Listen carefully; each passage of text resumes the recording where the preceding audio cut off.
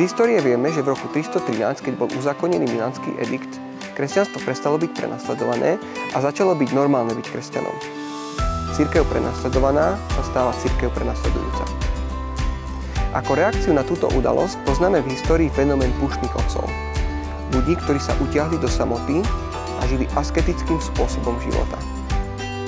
Ich spisy, ich modlitby, ich pozorovania zo života sú nám dodnes inšpiráciou.